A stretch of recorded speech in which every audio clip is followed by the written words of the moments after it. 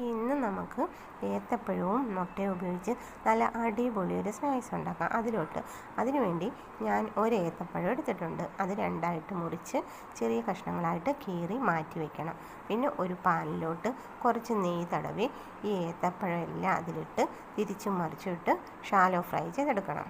അത് മാറ്റി വെച്ചിട്ട് ആ പാത്രത്തിൽ തന്നെ കുറച്ച് നെയ്യ് കൂടി തടവി കുറച്ച് തേങ്ങയും പിന്നെ ഒരു സ്പൂൺ പഞ്ചസാരയും ഒരു നുള്ളു ഉപ്പും കുറച്ച് നട്ട്സും ഇട്ട് നന്നായിട്ട് ഒന്ന് ചൂടാക്കി, ബ്രൗൺ നിറമൊന്നും ആകണ്ട, ഒന്ന് ചൂടാക്കി മാറ്റി വയ്ക്കാം. പിന്നെ ഒരു പാത്രത്തിലോട്ട് 2 മുട്ടയും 2 സ്പൂൺ പഞ്ചസാരയും ഒരു നുള്ളു ഉപ്പും കുറച്ച് പാലും ഒഴിച്ചിട്ട് പിന്നെ മൈദ മാവോ ഗോതമ്പ് മാവോ ഇതിലേതെങ്കിലും ഒന്ന് എടുക്കാം. ഞാൻ ഗോതമ്പ് മാവ് എടുത്ത് മൈദ മാവ് എടുത്താൽ കുറച്ചും കൂടി ടേസ്റ്റ് കാണും.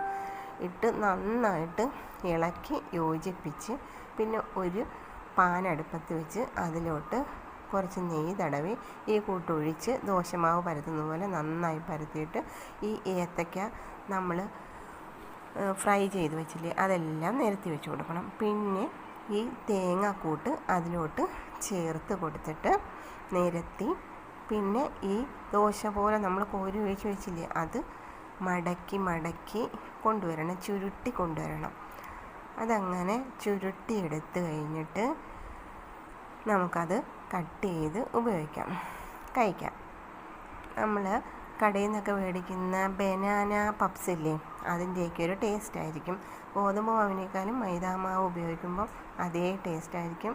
ഇങ്ങനെ ഉണ്ടാക്കിയിട്ടില്ലാത്തവർ ഒന്ന് ട്രൈ ചെയ്ത് നോക്കണം, സൂപ്പർ ടേസ്റ്റാണ്. അപ്പോൾ അത്രയേ ഉള്ളൂ.